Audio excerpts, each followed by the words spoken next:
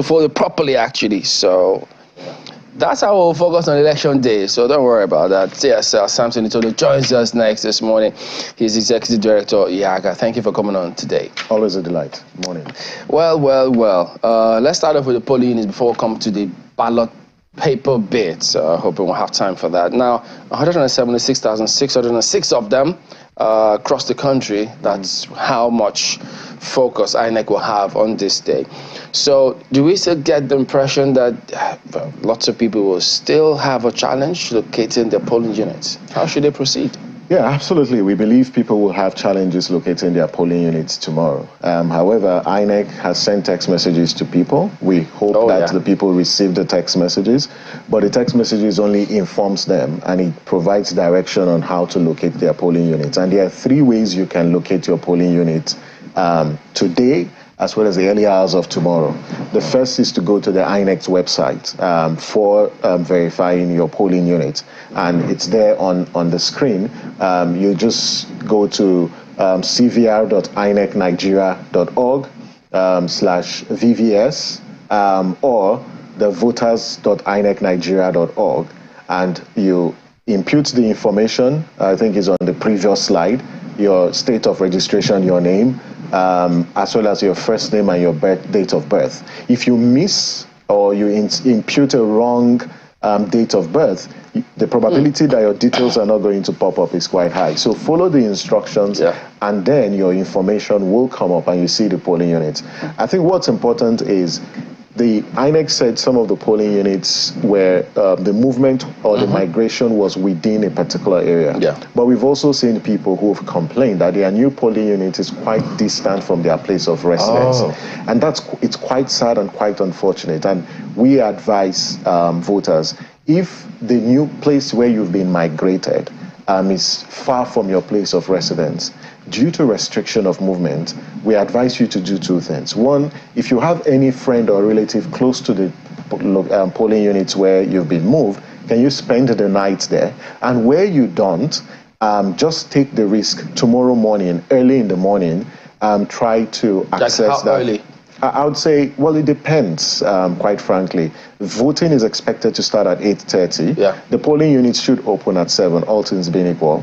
But before 8 o'clock, if you can find your way to the polling unit, go with your PVC and then inform whatever security agents that you find on the way that you're going to a particular polling unit to vote. If they stop you, please escalate the issue, and I'm sure INEC would respond. Okay, because, I mean, when we had the police person here with us, he also advised a similar narrative, such that he advised them that they should just stay close, go somewhere to stay, because when you go out on that day, if your location is further than you expected, you will meet several police checks, and they will slow you down. So it may affect your opportunity or chance to vote. But today, while the program went on, everyone will have someone around us. Absolutely. And to note that, yes, this is an unfortunate situation. It's unacceptable. But we just have less than 24 hours to the elections. And it's just, what can we do at this moment to ensure that you cast your vote? So the ultimate goal is to ensure that you vote tomorrow. So you need to keep your eye on that one and try and avoid whatever impediments you may face if you can scale those hurdles. But while the program was on today, we had certain persons who were asking questions. They thought it was fake news, that they had sent them some messages that their polling unit had been moved to another location. But this particular one was within almost the same vicinity. And they thought, can this be true? So it means that they might have missed this process. So this could be an easier way to ensure that this happens. And there's also, if we go to the second slide, the INEC has provided 2 phone numbers where people can send their name of their state, that's the state of registration, their surname, and the last 6 digits of their VIN number, the voter identification number, clearly stated on their PVC.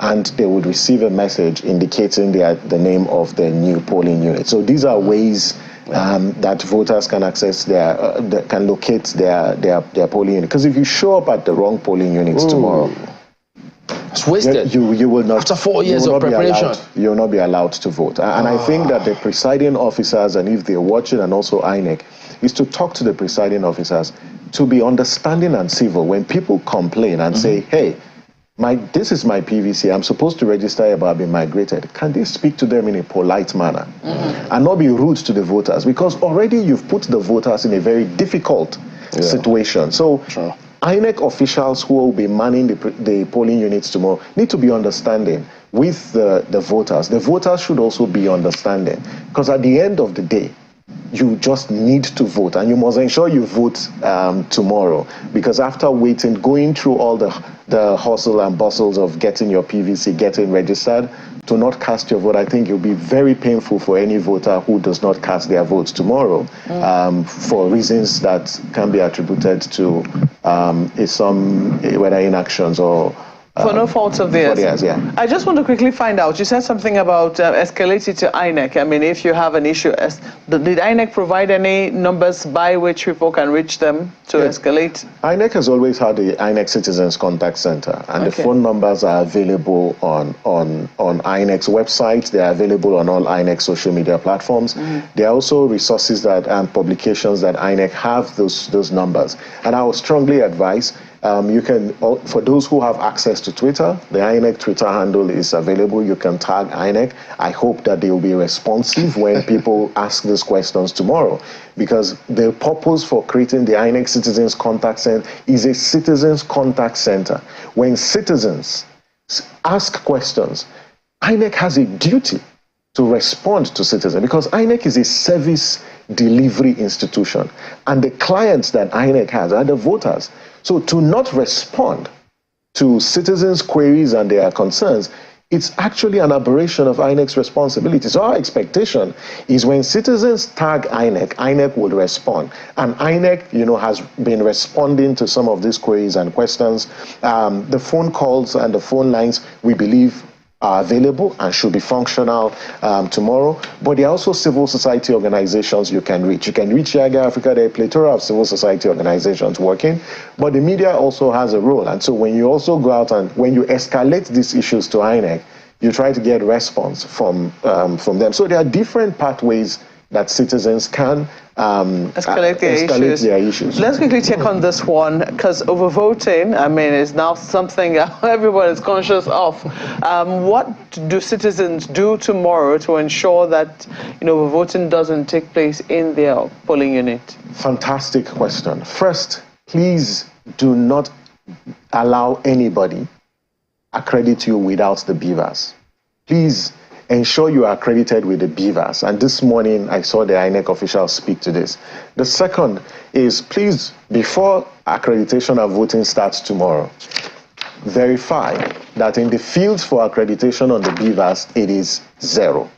The third one, which is the most critical, is after voting has been concluded, in the course of recording the results on the result sheet, and I think we would look at the result sheets in a short while, please watch, be vigilant, so that the figures that the presiding officer would record on the result sheet for accredited voters is the same with what is on the beavers. The source of that information should be the beavers and no any other source. I think these are practical steps that citizens should take to ensure there is no form of overvoting. And lastly, tomorrow across the country, you will be entitled to 3 ballot papers.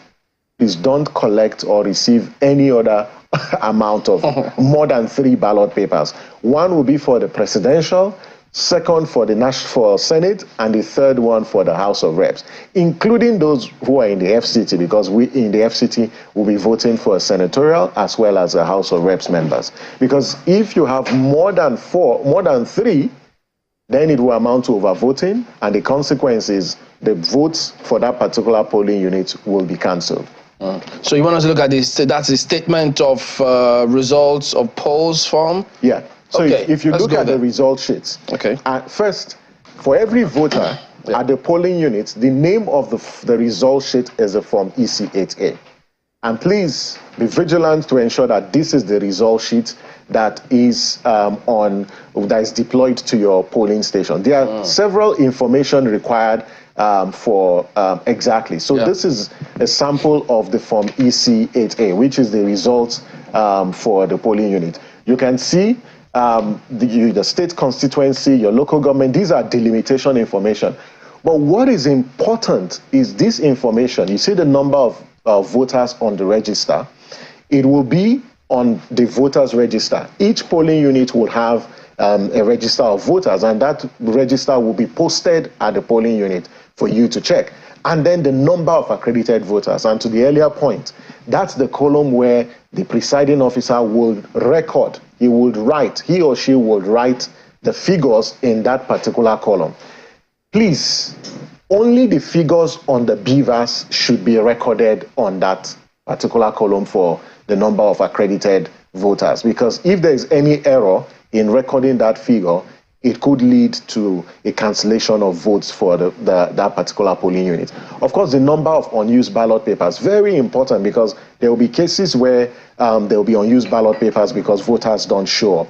And the way INEC has planned for this election, the materials and the ballot papers were printed for the 93 million registered voters. So please take stock of the number of unused ballot papers. So like what we've seen in the past, where unused ballot papers will now be used by compromised polling officials working with party agents to vote and use those ballot papers and slot them into the ballot box. Don't you think the INEC will now be issuing ballot papers based on the number of PVCs collected from a polling unit? Actually, that should be the case. That should be the case. But when did INEC publish the list of and the number of accredited voters? It was just yesterday, and that's how many? About 48 hours to the elections. But these materials were printed months ago. So these are the reform issues that we need to look at in the build-up to the election. So if you conclude, collection of PVCs way ahead of an election, it gives you time to print the required number of ballot paper. But for now, the law requires INEC to plan for the total number of registered voters. All right, so that's going to be interesting. And so many notes and improvements that need to be done for the next elections. It's good to see that at least some of these are being taken on board, and we hope that a lot more will be for the next elections. Thank you very much indeed, Samson Itodo, Executive Director, YIAGA.